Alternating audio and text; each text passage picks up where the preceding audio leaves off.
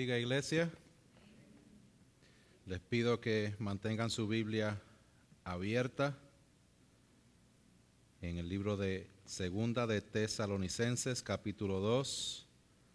Si pueden tener sus apuntes también listos para que puedan tomar buenos apuntes con la Biblia bien cerca y que podamos ver por la gracia y la bendición de Dios todo lo que vamos a estar compartiendo el día de hoy a través de las Escrituras, que podamos verlo como la palabra nos está enseñando y nos está hablando de manera específica.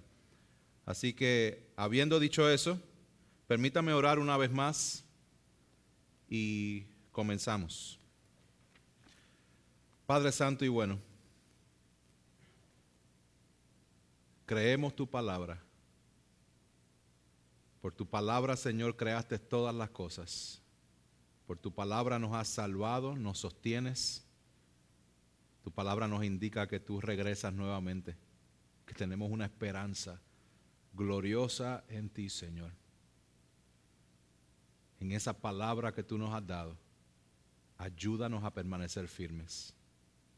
Que en medio de pruebas, circunstancias, podamos permanecer firmes en tu palabra, en tu soberanía, en tu poder. Que tu Espíritu Santo sea hablando a nuestros corazones, que yo pueda menguar y tú crecer para la gloria de Dios. Amén.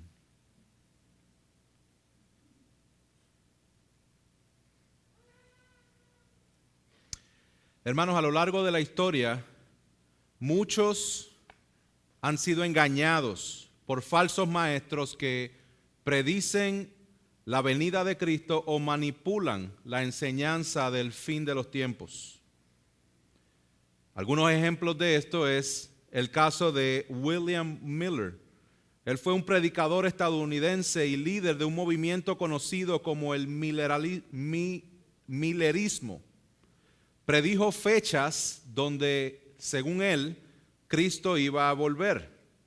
Cuando las fechas no pasaron, ocurrió que se llamó el gran chasco, el gran fiasco, en el 1844. Muchos se desilusionaron, otros abandonaron la fe y otros formaron el grupo que luego venía a ser llamado la Iglesia Adventista. Otro personaje es Harold Camping. Él fue un predicador evangélico más reciente, estadounidense, murió en el 2013, conocido por sus predicciones fallidas sobre la segunda venida de Cristo y el fin del mundo. El impacto que esta enseñanza tuvo en sus seguidores fue que miles de personas vendieron sus propiedades, dejaron sus trabajos y esperaron la venida de Cristo, pero cuando la predicción falló, causó gran confusión, gran desilusión y gran burla pública. Uno más, Charles Taze Russell, fue el fundador del movimiento que más tarde se conocería como los Testigos de Jehová. Sus seguidores confiaron en fechas y teorías humanas y cuando fallaron, de igual forma quedaron desilusionados, confundidos y espiritualmente heridos. Mis hermanos, tenemos, así como esos, un sinnúmero de ejemplos de falsos maestros que arrastraron falsos creyentes. Pero también hay ejemplos de fidelidad. Esta semana, recién hace 2 días, conmemorábamos el 508 aniversario de la Reforma Protestante. Vemos ejemplos de fidelidad en personajes como Martín Lutero, Juan Calvino, William Tyndale, Jan Hus, etcétera, etcétera, que permanecieron firmes en la palabra de Dios, aún frente a persecución y aún hasta la muerte, y su fidelidad transformó vidas, fortaleció iglesias y su legado permanece aún el día de hoy. Hermanos, el día de hoy nosotros tenemos de frente Segunda de Tesalonicenses capítulo 2 y debemos reconocer que el engaño a través de la historia es real. Pero debemos permanecer firmes en Cristo y su evangelio. Porque hay enseñanza fiel a la Escritura y hay enseñanza distorsionada de las Escrituras, y debemos permanecer nosotros fiel en la enseñanza fiel de las Escrituras para que no seamos sacudidos fácilmente, para que no nos alarmemos con falsas enseñanzas y para que no seamos engañados. Hoy, en medio de la confusión y el engaño que arropa este mundo, Dios nos llama a que permanezcamos firmes en el Evangelio de Cristo para que no seamos engañados por la falsedad. El Señor nos llama a que permanezcamos firmes en el Evangelio de Cristo para que no seamos engañados por la falsedad, hermanos, firmes en su palabra, firmes en su soberanía y firmes en su poder. Habiendo dicho eso, comencemos con el punto número 1, firmes en su palabra. Versos 1 hasta el 3 dice lo siguiente: pero con respecto a la venida de nuestro Señor Jesucristo y a nuestra reunión con Él, les rogamos, hermanos, que no sean sacudidos fácilmente en su modo de pensar, ni se alarmen ni por espíritu, ni por palabra, ni por carta, como si fuera de nosotros, en el sentido de que el día del Señor ha llegado. Que nadie los engañe en ninguna manera, porque no vendrá sin que primero venga la apostasía y sea revelado el hombre de pecado. Hermanos, recordemos que Pablo estaba dando gracias a Dios porque la fe y el amor de los hermanos de esta iglesia en Tesalónica estaba abundando, creciendo grandemente, pero aún así había confusión que Pablo intenta clarificar en esta segunda carta que escribe solo unos meses o semanas después de haber escrito la primera. Aquí hay un énfasis claro del tema de lo que Pablo está hablando. ¿De qué Pablo está hablando? Del día del Señor. Esta es la sexta vez en estas dos cartas cortas que Pablo les ha escrito que Pablo está hablando de este tema. El día del Señor, dice, pero con respecto a la venida del Señor y a nuestra reunión con Él. No se dejen engañar con personas que dicen que el día del Señor ya ha llegado. El día del Señor no había ocurrido. Mas, sin embargo, muchos de ellos habían pensado que sí. Habían pensado que ya el Señor había venido y el Señor y Pablo les escribe nuevamente para clarificar y decirles, no, el día del Señor no ha llegado y no llegará hasta que venga la apostasía y sea revelado el hijo de perdición. Ahora, ¿qué es esto del día del Señor? Esto lo hablamos antes, pero como este es el énfasis de Pablo en todo lo que él está hablando en estas cartas, la manera en que debemos vivir mientras esperamos, debemos recordar que el día del Señor o la venida del Señor es el tiempo específico donde Dios interviene de manera decisiva en la historia para juzgar a impíos y vindicar a su pueblo. Tanto el día del Señor o la venida del Señor son dos términos utilizados para describir el mismo evento final, la segunda venida de Cristo, donde Dios juzga, pero donde Dios salva. Esto lo vemos a través de lo que Pablo ha escrito a la iglesia en Tesalónica. La venida del Señor para el creyente es bendición, pero la venida del Señor para el no creyente es juicio, destrucción eterna. En 1 Tesalonicenses capítulo 4, él habla acerca de la venida del Señor y la explica. Él dice, la venida del Señor, dice, el mismo Señor descenderá del cielo con voz de mando, con voz de arcángel y con la trompeta de Dios. Y miremos la bendición, dice, los muertos en Cristo se levantarán primero, entonces nosotros los que estemos vivos y que permanezcamos seremos arrebatados juntamente con ellos en las nubes al encuentro del Señor en el aire, y así estaremos con el Señor siempre. ¡Qué bendición! La venida del Señor, bendición para el que cree, pero justo después en el capítulo 5, él habla de la venida del Señor. El día del Señor vendrá, pero dice en el verso 3, la destrucción vendrá sobre ellos repentinamente como dolores de parto, a una mujer que está encinta y no escaparán. Ese mismo evento que es de bendición para los que se reúnen con Él, viene a ser de juicio para los que están en rebeldía con el Señor. Y esto es exactamente lo que Pablo reenfatiza en lo que se predicó la semana pasada, en el capítulo 1 de Segunda de Tesalonicenses, donde vemos la venida del Señor. En el verso 7 dice, cuando el Señor Jesús sea revelado del cielo, dice, para ustedes será alivio, bendición.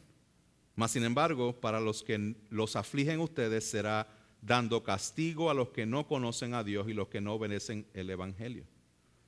Entonces, vemos esta dinámica del evento de la venida del Señor, donde están infiltrando falsas enseñanzas de que el día ya vino y la gente está confundida, y esto es lo que Pablo está resaltando. Pablo está hablando de la venida del Señor una vez más para que la iglesia sea confortada. Este tema, iglesia, es para que nosotros nos confortemos en la seguridad de que Cristo viene, y para el que cree en Él hay bendición, bendición de estar con Él por siempre. Por tanto, no es sorpresa que los falsos maestros ataquen y distorsionen esta verdad. A lo que Pablo les dice, no sean sacudidos, ni se alarmen, no se dejen engañar. No se dejen engañar. Lo dice en el verso 2, lo dice en el verso 3. Esto es un ejemplo que Pablo está enseñando. ¿Saben qué? Lo que enseñó Jesús. Yo les doy de asignación, iglesia, a que usted esta semana vuelva a leer Tesalonicenses, específicamente el capítulo 2, pero que lo lea paralelo con Mateo 24. Lea Mateo 24, lea 2 de Tesalonicenses capítulo 2, para que vean cómo Pablo está tomando las enseñanzas de Jesús para enseñarlas a la iglesia en Tesalónica.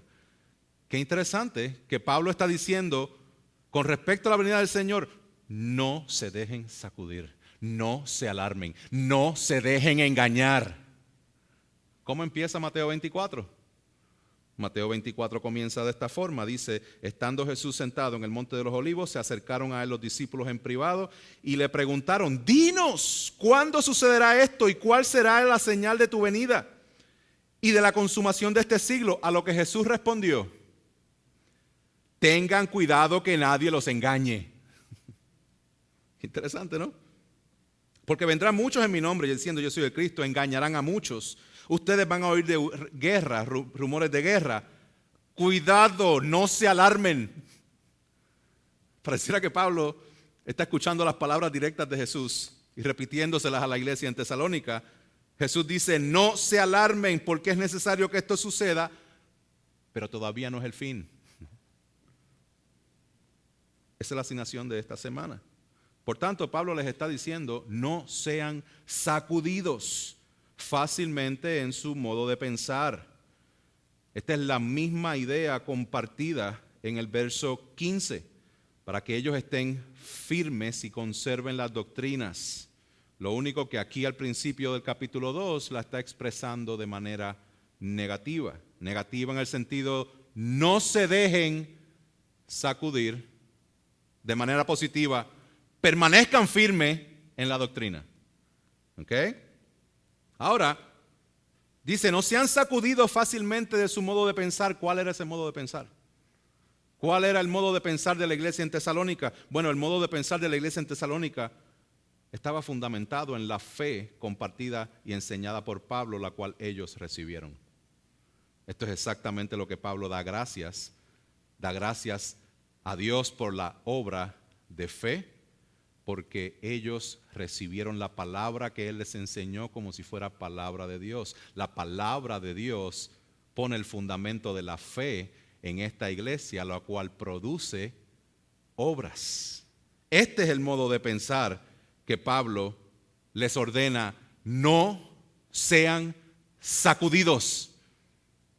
Ya les enseñé, ya la recibieron, están creciendo en esa fe. No sean sacudidos fácilmente.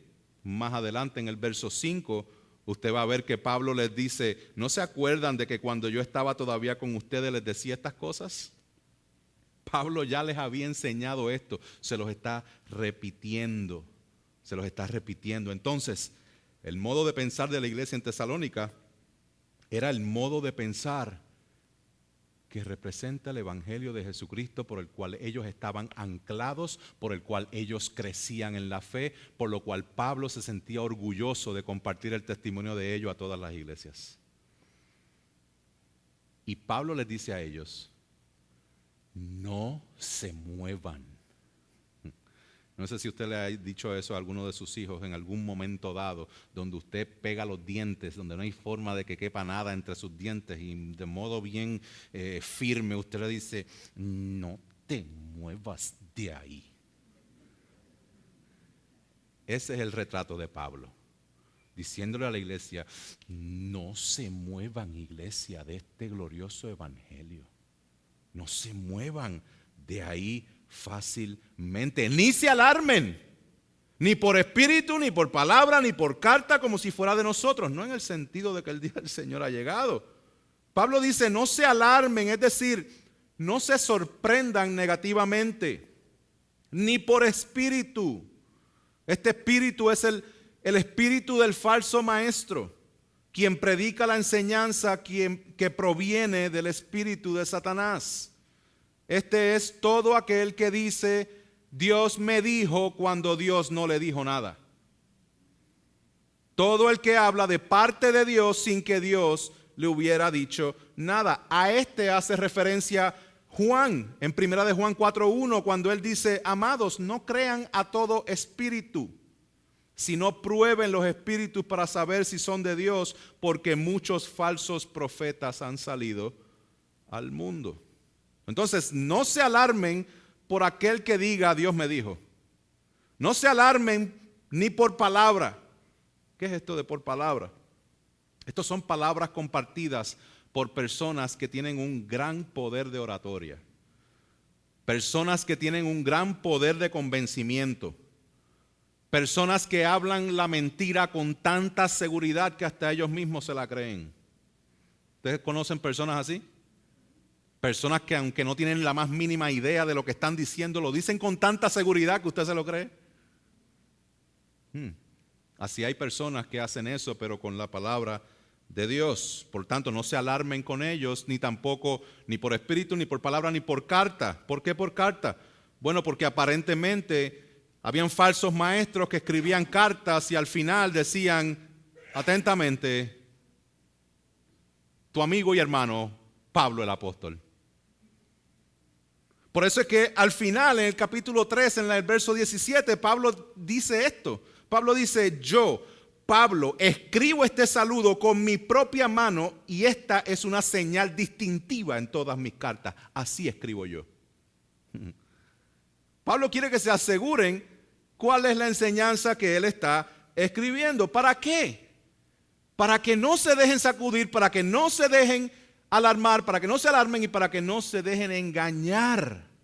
Dice el verso 3, que nadie los engañe en ninguna manera, porque no vendrá sin que primero venga la apostasía y sea revelado el hombre de pecado, el hijo de perdición. Pablo está diciendo, no se dejen engañar. Él no ha venido todavía. Él no ha venido todavía. Porque no va a venir hasta que se manifiesten estas cosas, la apostasía y el hijo de perdición. Ahora, cuidado, iglesia, acá, año 2025. No seamos nosotros sacudidos. Vamos a entrar a unos textos, los cuales leía el comentario de Ligon Duncan que decía, este texto es uno de los más difíciles de interpretar en todo el Nuevo Testamento. Gracias, Ligon Duncan, por darme ese aliento para estudiar 2 de Tesalonicenses capítulo 2. Quiero establecer algunas bases, porque muchas veces las posturas que nosotros tenemos con las cuales nos acercamos a la palabra de Dios nos sacuden. Nuestras posturas escatológicas pueden darle forma a la manera en que interpretamos la Biblia y debe ser al revés. La Biblia debe darle forma a nuestras posturas escatológicas. Clarifico, escatológico es con respecto al fin de los tiempos, por si acaso. Escatológico, fin de los tiempos. ¿Cómo vamos a pensar de lo que va a suceder en el fin de los tiempos? La Biblia debe decirnos, no cosas externas.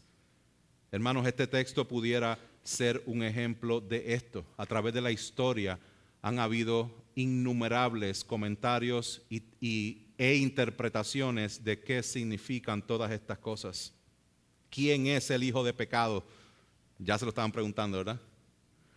Ya tenían ahí la nota, el hijo de pecado en blanco, ya iban a poner ahí un nombre. ¿Quién es ese hijo de pecado? ¿Quién es el que lo detiene o qué es lo que lo detiene?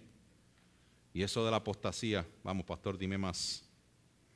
Tenemos un texto con enseñanza escatológica y debemos verlo a la luz de lo que hemos aprendido acerca de lo que Pablo ha comunicado. Y yo les exhorto a que nosotros vayamos formando nuestra convicción escatológica a raíz de una exégesis exhaustiva, es decir, que nosotros estudiemos la Biblia exhaustivamente, consistentemente, fielmente al texto. Por tanto, ahora que nos entramos a este texto, permítale compartir un principio y es el principio de claridad. Principio de claridad. Hermanos, interpretamos la Biblia tomando en cuenta lo que el autor comunica con claridad y no especulamos con información que el autor inspirado por Dios no nos ha comunicado. Así que tengamos presente lo siguiente: la escatología o el estudio del fin de los tiempos no fue compartido para nosotros para generar especulaciones, sino para que tengamos certeza de que ciertamente estaremos con Él por siempre.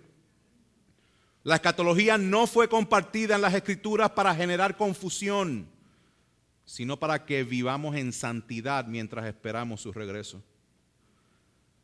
La escatología no fue compartida en las Escrituras para generar ansiedad, sino para que nos confortemos unos a otros sabiendo que fuimos destinados a salvación y no a ira.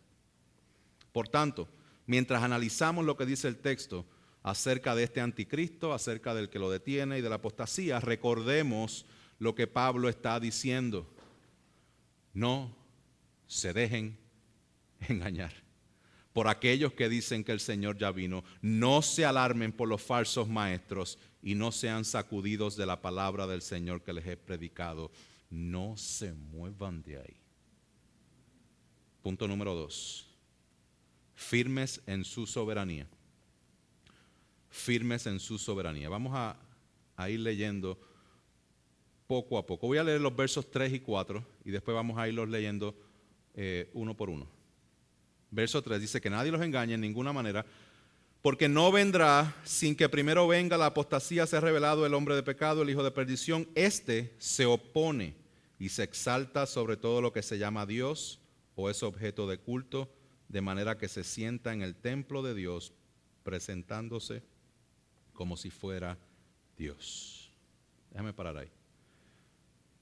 Primeramente, en este punto quiero que veamos lo que el autor comunica con claridad acerca de estas figuras del fin de los tiempos.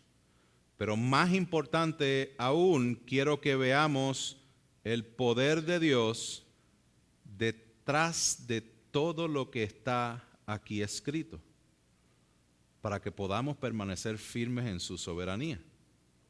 Vamos allá. ¿Qué es lo que el autor comunica con claridad en este pasaje?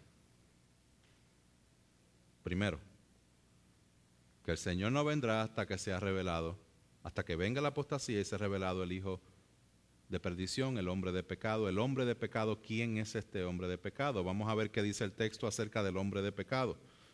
¿Ok? Este hombre de pecado nos dice el texto de lo que va a hacer. Cuando vemos el verso 8, utiliza un diferente nombre y utiliza el nombre de impío. Hombre de pecado, verso 8 dice, entonces será revelado ese impío. Esto es un hombre de pecado, es un hombre sin ley. Es un hombre rebelde en contra de Dios.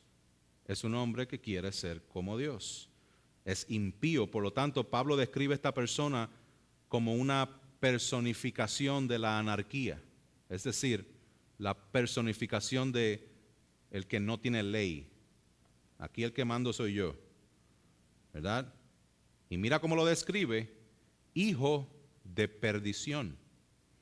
Hijo de perdición. Interesante, porque esta frase, hijo de perdición, es exactamente la que utiliza Jesús para describir a quién. A Judas. Juan capítulo 17, 12. Dice: cuando yo estaba con ellos, les guardaba en tu nombre, el nombre que me diste, lo guardé, y ninguno se perdió, excepto el hijo de perdición, para que la escritura se cumpliera. Esto nos ayuda a entender que el tipo de persona al cual Pablo está hablando a la iglesia de Tesalónica es un hijo de perdición que, al igual que Judas, trabaja activa y conscientemente en contra de la gloria del Hijo de Dios y en contra del pueblo de Dios. También, al igual que Judas operó debajo de la soberanía de Dios, este nuevo hijo de perdición operará también debajo de la soberanía de Dios. Este hijo de perdición no dañará los planes de Dios. El hecho de que Dios en su palabra lo llame hijo de perdición no es necesariamente para decir el hijo que causará perdición a ustedes. No, está diciendo el hijo que es de perdición. El apóstol Pablo y el Señor Jesús nos están diciendo: este hijo que se va a levantar ya está perdido. Es el hijo de perdición. Ese es el apodo, el nickname que tiene. Hijo perdido. Hermanos, quiero resaltar esto para que veamos la soberanía de Dios. ¿Y quién es este hombre de pecado? Aquí llegamos por fin. ¿Pueden poner el drum roll? ¿Quién es este hijo de perdición? Bueno, por 1900 años los cristianos han trabajado fuerte en tratar de identificar a este anticristo como un personaje contemporáneo. En el primer siglo, personajes de la iglesia dijeron que este hijo de perdición era el emperador Calígula. Después dijeron que era el emperador Vespasiano. Entre el cuarto y quinto siglo, ese título fue transferido a los vándalos que saqueaban y perseguían la iglesia. Varios siglos después, el título fue transferido a Mahoma, líder del Islam. En la Edad Media, algunos comenzaron a asignar el título a algunos papas corruptos. Luego se levanta la reforma protestante en los siglos XVI y XVII, y la mayoría de los reformadores como Lutero, Calvino, Zwinglio identificaron no al papa sino el papado en general como ese hombre de pecado, ese hijo de perdición. Interesante por demás que la Iglesia Católica dijo: no, el hijo de perdición es Martín Lutero. La historia nos enseña que no hacemos bien en tratar de asignarle el título a un personaje contemporáneo. Además, Pablo no dice quién es, aunque sí nos dice qué hace. Verso 4. Este se opone. ¿Qué hace? Este se opone y se exalta sobre todo lo que se llama Dios o es objeto de culto, de manera que se sienta en el templo de Dios presentándose como si fuera Dios. Este impío o este anticristo se opondrá extremadamente a Dios. Como veremos más adelante, la operación de Satanás por medio del espíritu del anticristo ya está en acción. Y aunque podemos decir con certeza que habrá un personaje que se opondrá en extremo a Dios y pretenderá ser Dios, vemos también a través de la historia muchos personajes anticristos que han sido tipo de este hijo de perdición que todavía no se ha manifestado. Lo vemos a través de la historia, donde se ha levantado, donde se habla de la desolación que habla Daniel, que la menciona nuevamente Jesús. lo vemos en múltiples ocasiones donde se levantan anticristos que quieren ser Dios, que aún hasta se sientan o se sentaron en el templo de Dios, básicamente idolatrando y blasfemando el nombre de Dios. Vemos muchos personajes en la historia que han hecho este tipo de casos. Ahora, cuando nosotros hablamos de específicamente quién o cómo lo va a hacer, importante que nosotros lo podamos fundamentar por las Escrituras. Por ejemplo, hay diferentes interpretaciones que dicen que este hijo de pecado se va a sentar en el templo, por lo tanto, la conclusión es que tiene que haber un templo nuevo y están a la espera de la reconstrucción de un templo. Sin embargo, cuando nosotros vemos y consideramos el templo y lo que significa a través de las Escrituras, nosotros vemos que el templo personifica donde está la presencia de Dios. El templo desde el jardín del Edén, que era el primer templo donde estaba la presencia de Dios, luego cae el pecado, el hombre es expulsado, luego Dios en su misericordia quiere habitar en medio de su pueblo, y que Él se levanta, que se prepara un tabernáculo, y del tabernáculo era donde estaba la presencia de Dios. Luego se levanta lo que es el templo, y el templo era donde estaba la presencia de Dios. Jesús luego llega y dice, ese templo se va a derribar en 3 días y yo lo voy a levantar. Se va a derribar y yo lo voy a levantar al tercer día. El Verbo se hizo carne y tabernaculizó entre nosotros. Jesús es la presencia, donde habita la presencia plena de Dios. Y cuando Jesús es crucificado y resucitado a los cielos, ahora Él envía al Espíritu Santo y la presencia de Dios es manifiesta por medio de su iglesia. Debemos considerar toda esta enseñanza de todas las Escrituras cuando nos acerquemos a textos como estos, antes de llegar a conclusiones de cosas que no están escritas en este texto. Así que recuerden, Pablo no está tratando de satisfacer las curiosidades escatológicas de la iglesia en Tesalónica.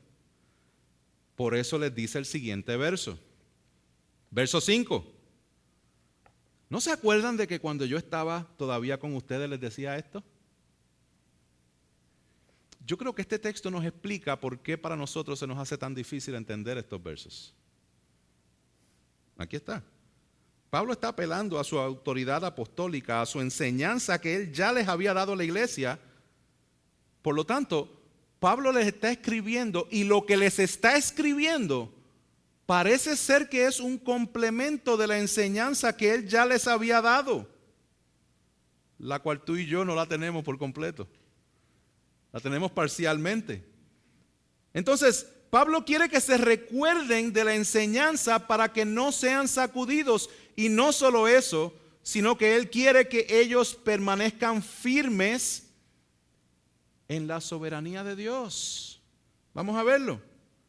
Versos 6 y 7. Hay algo o alguien que lo detiene. Verso 6 dice, ya iba a leer el 5. Verso 6. Ustedes saben lo que lo detiene por ahora para ser revelado a su debido tiempo. Porque el misterio de la iniquidad ya está en acción, solo que aquel que por ahora lo detiene lo hará hasta que él mismo sea quitado de en medio. Vamos a estar claros. ¿Qué dice el texto? Que no ha venido porque no se ha manifestado el Hijo de perdición. ¿Por qué no se ha manifestado? Porque hay algo que lo detiene. ¿Por qué digo algo? Porque el verso 6 dice que algo lo detiene, pero el verso 7 dice que alguien lo detiene. ¿Eso es algo o es alguien? Me avisa cuando encuentre la respuesta. Porque el texto nos dice que algo lo detiene y después dice que alguien lo detiene. ¿Quién es el que lo detiene? ¿Quién detiene esta revelación del anticristo? Vamos otra vez a la historia. Según la historia, el que detiene a este hijo de perdición es el Espíritu Santo, es la iglesia, es el gobierno, según Romanos 13, es los judíos, ha sido el imperio romano, etcétera, etcétera, etcétera. La realidad es que el texto no lo explica y las diferentes interpretaciones que existen están influenciadas por posturas o sistemas de pensamientos que algunos pueden tener para ayudar a otros, pero confundir a otros. Déjeme dar un ejemplo. Mis hermanos, si usted tiene una postura escatológica y usted se acerca a esa postura a leer la Biblia y esa postura tiene lentes rojos, ¿cómo usted va a leer la Biblia? Roja. Si el lente es amarillo, ¿cómo va a leer la Biblia? Amarilla. Y así sucesivamente. Entonces, nosotros tenemos que otra vez volver al principio de claridad. Aunque no sabemos con exactitud quién está deteniendo el hijo de pecado, pareciera ser que la iglesia en Tesalónica sí sabía o que Pablo les había dicho la respuesta. Pero nosotros no lo sabemos. Pero hay algo que sí sabemos. Sí sabemos acerca de qué o quién detiene la revelación del anticristo. La soberanía de Dios. La soberanía de Dios. Dios en su soberanía ha establecido algo o alguien que detiene la revelación del hijo de perdición hasta que ese algo sea removido. El interés de Pablo aquí, escuchen bien, no es descifrar la identidad del que lo detiene. Pablo quiere que ellos descansen y que permanezcan firmes en que en la soberanía de Dios no se ha manifestado, porque Dios en su soberanía ha puesto algo para que lo detenga. Y Dios está en total control de que cuando se revele este personaje de perdición, ¿qué va a pasar con él? Verso 8. Entonces será revelado ese impío a quien el Señor matará con el espíritu de su boca y destruirá con el resplandor de su venida. Eso es un mosquito haciéndote la vida imposible y de momento haciendo done. Se acabó. Será destruido. Vemos el poder y la soberanía de Dios en permitir que algo lo detenga, en permitir que lo que lo detiene sea removido, en permitir que sea revelado y en destruirlo tan pronto sea revelado. Vamos a hablar más de eso en el siguiente punto, pero vamos a seguir avanzando en el texto. Verso 9. Vamos a seguir viendo cómo operará este hijo de perdición. Dice, la venida del impío será conforme a la actividad de Satanás. Entonces, este hijo de perdición no es Satanás, porque Satanás le está dando la energía necesaria para poder hacerlo. Son dos personajes diferentes. Aquí vemos acerca de la iniquidad. Permítame volver al verso 7. Porque el verso 7 dice que el misterio de la iniquidad ya está en acción, pero que la manifestación del hombre de pecado está siendo detenida. Es como si hubiera un sí, pero todavía no. En la teología vemos el sí, pero todavía no. Sí somos salvos, pero todavía no se ha manifestado completamente nuestra salvación. Aquí vemos algo similar con respecto a la actividad de Satanás. La operación de Satanás, la cual levantará, energizará el anticristo, todavía no se ha revelado, pero su operación ya está en acción. Esto es lo que dice el apóstol Juan. El apóstol Juan dice en 1 Juan 2:18, hijitos, es la última hora. Y así como oyeron que el anticristo viene, también ahora han surgido muchos anticristos. Por eso sabemos que es la última hora. ¿Y saben qué? Que Juan sí nos dice quién es ese anticristo. Ahora sí póngase el bolígrafo listo, el lápiz ready, porque Juan sí nos dice quién es el anticristo. Dice, ¿quién es el mentiroso? Sino el que niega que Jesús es el Cristo. Este es el anticristo, el que niega al Padre y al Hijo. Y después dice, y todo espíritu que no confiesa a Jesús no es de Dios. Y este es el espíritu del anticristo, del cual ustedes han oído que viene y que ahora ya está en el mundo. Viene y ya está en operación. Entonces, ¿qué hará esa actividad de Satanás? Dice el verso 9b, con todo poder, señales y prodigios engañará Por esto es que el apóstol Pablo está resaltando el no se dejen engañar. No se dejen engañar. Me encanta cómo lo escribió el pastor Matt Smuthers. Él dice, energizado por Satanás, el hombre de pecado llevará a cabo muchas falsas señales y milagros, y el resultado será que muchos caerán en sus engaños, rechazando la verdad del evangelio. Escucha esto, él no será aburrido, será cautivador, impresionante, espectacular. Y sus antecesores, aquellos que también cargan este espíritu de iniquidad, serán de igual manera. Los falsos maestros no solo son personas dinámicas, sino también agradables. Esto no debe sorprendernos, ya que el Antiguo Testamento en repetidas ocasiones nos advierte acerca de falsos maestros y falsos pastores. Jesús llama a tales personas lobos. También el apóstol Pablo en Hechos 20, 28 al 31. Y el problema es que estos lobos no se visten de lobos, sino que se visten de ovejas. Y muchos caerán en su falsa enseñanza. Es por eso que Satanás ataca constantemente la enseñanza de la iglesia. Hermanos, vendrán con señales y con prodigios, pero nosotros tenemos la palabra profética más segura. Es interesante que muchas personas todavía al sol de hoy están esperando señales y prodigios para poder creer. Cuando nosotros tenemos el ejemplo del apóstol Pedro, que él estuvo en la transfiguración, él vivió milagro tras milagro tras milagro, señal tras señal tras señal de Jesús. Y él es el que dice, nosotros mismos escuchamos esta declaración, hecha desde el cielo cuando estábamos con él en el Monte Santo. Y así tenemos la palabra profética más seguras, a la cual ustedes hacen bien en prestar atención, como una lámpara que brilla en el lugar oscuro hasta que el día despunte y el lucero de la mañana aparezca en sus corazones. No perseguimos señales y prodigios, perseguimos entender lo que la palabra de Dios nos dice. Y eso de la apostasía, veamos el verso 10 hasta el 12. Dice, y con todo engaño de iniquidad para los que se pierden, porque no recibieron el amor de la verdad para ser salvos. Por esto Dios les enviará un poder engañoso para que crean en la mentira, a fin de que sean juzgados todos los que no creyeron en la verdad, sino que se complacieron en la iniquidad. ¿Qué es la apostasía? La apostasía es el acto de negarse a aceptar o reconocer algo, especialmente creencias religiosas. Puede denotar abandono de algo que había sido previamente abrazado, pero también puede denotar una total rebeldía u oposición.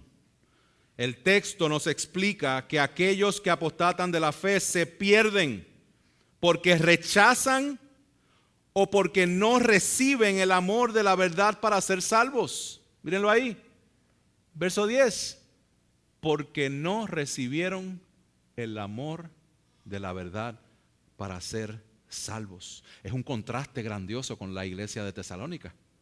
¿Por qué? Porque la iglesia de Tesalónica, Pablo predicó por 3 sábados, ¿y qué hicieron ellos?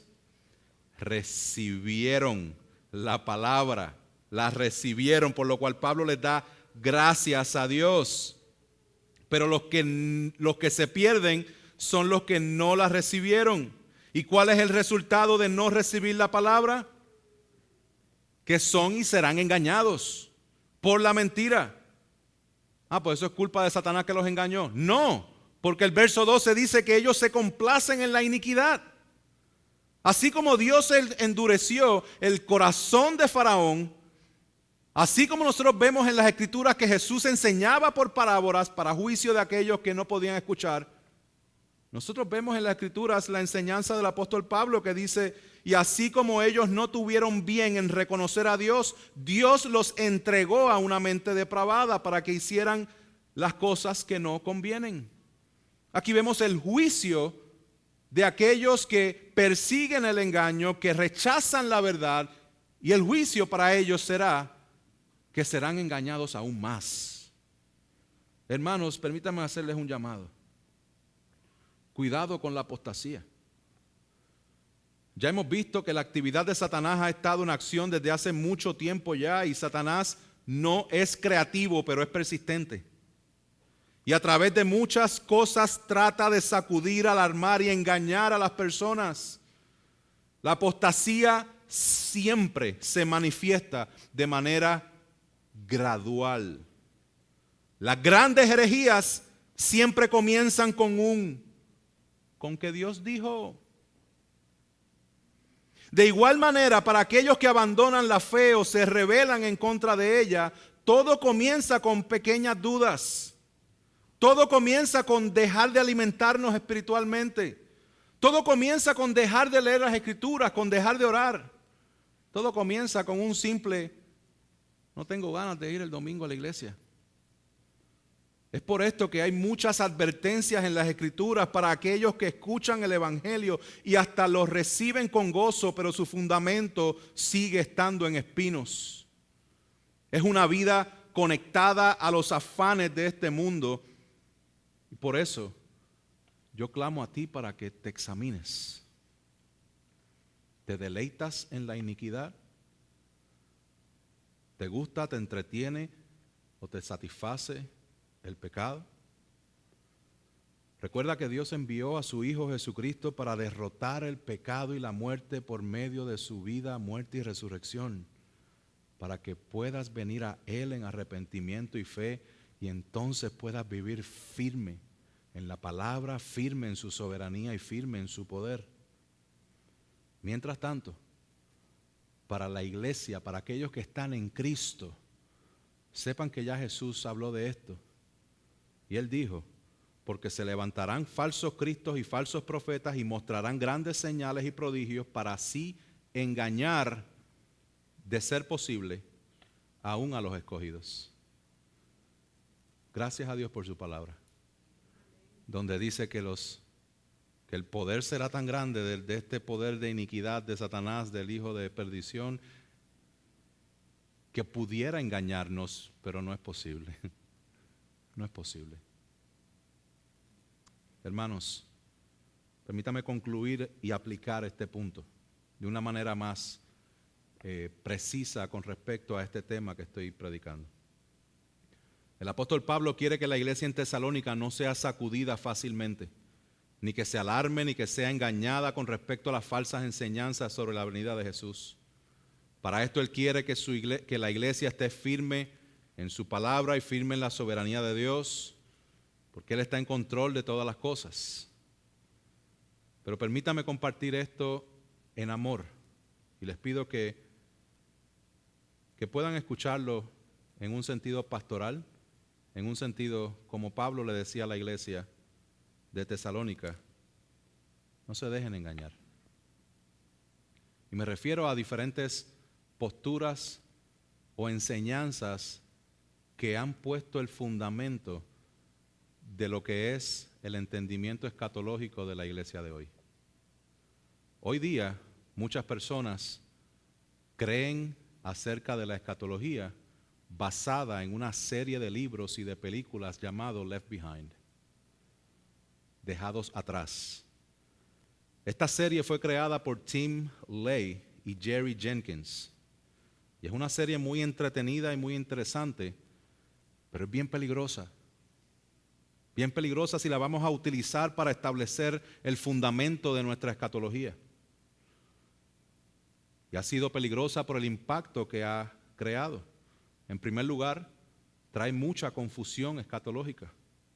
Muchos lectores, especialmente jóvenes y nuevos creyentes, confunden la ficción con la enseñanza bíblica, creando expectativas irreales sobre cómo y cuándo ocurrirá la segunda venida de Cristo.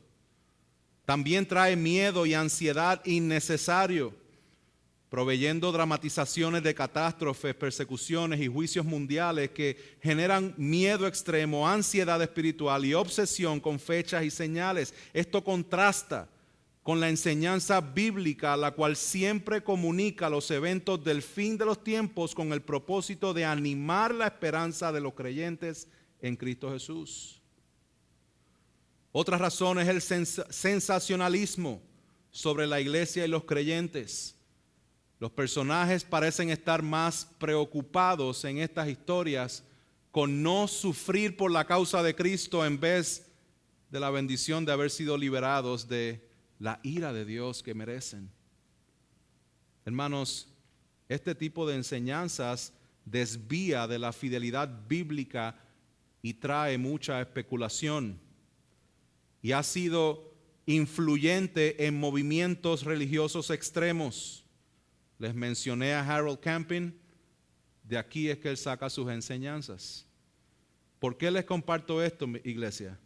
Porque al igual que Pablo, los pastores de esta iglesia queremos y oramos para que nosotros podamos permanecer firmes en las doctrinas bíblicas y firmes en el Evangelio de Jesucristo. Y todo aquello que nos distraiga, y todo aquello que nos confunda, y todo aquello que nos distorsione del Evangelio de Jesucristo debe ser rechazado para que no seamos sacudidos fácilmente, ni alarmados, ni engañados por la falsedad. Permíteme concluir con el último punto. Pablo quiere que estemos firmes en su palabra, en su soberanía y en su poder. Ya les di un adelanto de este. Iglesia, muchas veces nosotros tratamos de descifrar lo que Dios no ha comunicado. Y al hacer esto perdemos el enfoque y nos distraemos de ver lo que sí ha comunicado. Usualmente leemos este texto, y usted puede ser honesto con usted mismo, pero usualmente leemos este texto enfocándonos en toda la dinámica del hijo de perdición y lo que va a estar sucediendo, y nos genera un sentido de intimidación, de ansiedad, de miedo. Y perdemos algo que Pablo sí dijo, el verso 8. ¿Qué tal si terminamos esta predicación meditando en el verso 8? En el gran poder de nuestro Dios, donde Él dice: entonces será revelado ese impío, a quien el Señor matará con el espíritu de su boca y destruirá con el resplandor de su venida. Iglesia, Cristo viene nuevamente con todo poder, con toda autoridad, y todo ojo le verá. Los que creen serán reunidos con Él por siempre. Los que no, recibirán el castigo eterno, excluidos de su presencia. Pero la iglesia, que aquí la iglesia de Tesalónica estaba confundida por estas falsas enseñanzas, decían que Cristo ya había venido, y Pablo les dice: no, todavía no se ha revelado el hijo de perdición, pero cuando se revele,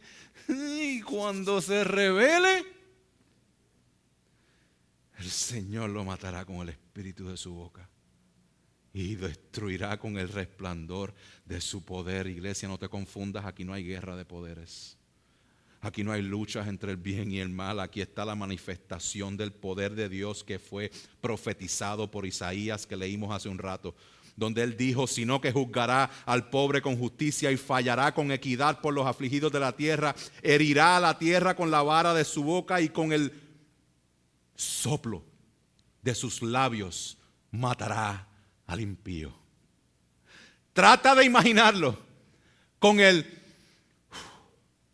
soplo de sus labios matará al impío. Eso fue lo que se manifestó de manera parcial cuando fueron a arrestar a Jesús, y cuando le preguntaron a Jesús y Él dijo: yo soy. Dice, cuando Él les dijo: yo soy, retrocedieron y cayeron a tierra. Eso fue lo que se manifestó de manera parcial allí, pero se va a manifestar de manera total cuando Él venga en victoria, como lo dice Apocalipsis 19. Escúchalo, iglesia. Dice: vi el cielo abierto y apareció un caballo blanco. El que lo montaba se llama Fiel y Verdadero. Con justicia juzga y hace la guerra. Sus ojos son una llama de fuego y sobre su cabeza hay muchas diademas. Tiene un nombre escrito que nadie conoce sino Él. Está vestido de un manto empapado en sangre y su nombre es el Verbo de Dios. Los ejércitos que están en los cielos, vestidos de lino blanco y limpio, los seguían sobre caballos blancos. De su boca Sale una espada afilada para herir con ella las naciones y las regirá con vara de hierro. En su manto y en su muslo tiene un nombre escrito: Rey de Reyes y Señor de Señores. Más adelante el verso 19 dice: entonces vi la bestia, a los reyes de la tierra y a sus ejércitos reunidos para hacer guerra. ¿Qué guerra? Vamos a verla. Contra aquel que iba montado en el caballo blanco y contra su ejército. Y la bestia fue apresada junto con el falso profeta, que hacía señales en su presencia, con las cuales engañaba a los que habían recibido la marca de la bestia y a los que adoraban su imagen. Los dos fueron arrojados vivos al lado de fuego que arde con azufre. Los demás fueron muertos con la espada que salía de la boca de aquel que montaba el caballo. Y todas las aves se saciaron de sus carnes. Iglesia, podemos descansar y permanecer firmes en que servimos a un Dios de poder. La victoria de Dios y la nuestra es segura. Permíteme hacerte una pregunta. ¿Qué es lo que te está sacudiendo que causa que quites la mirada del Evangelio de Jesucristo? ¿Qué es lo que te está alarmando que causa ansiedad, temor y duda en tu vida? ¿Y qué es lo que te está engañando que causa que quites la mirada del poder de Dios para enfocarte en cuán poderosa es la iniquidad? Pongámonos de pie, iglesia, mientras le doy esta última exhortación. Iglesia, sigamos conociendo a Dios. En el ruido de pararnos, a lo mejor se perdió, lo repito de nuevo. Iglesia, sigamos conociendo a Dios. Mi oración es la misma que el apóstol Pablo. Pablo en Efesios 1, 18, 19 dice: mi oración es que los ojos de su corazón les sean iluminados para que sepan cuál es la esperanza de su llamamiento, cuáles son las riquezas de la gloria de su herencia en los santos y cuál es la extraordinaria grandeza de su poder, para con nosotros los que creemos conforme a la eficacia de la fuerza de su poder. Iglesia, permanezcamos firmes en su palabra para que no seamos sacudidos fácilmente. Permanezcamos firmes en su soberanía para que no seamos alarmados con falsas doctrinas, y permanezcamos firmes en su poder para que no seamos engañados por el poder de la iniquidad, que será derrotado por el verdadero poder de Dios manifestado por el aliento de su boca. Les pido que con esto en mente meditemos en este sermón, cantando juntos: vivir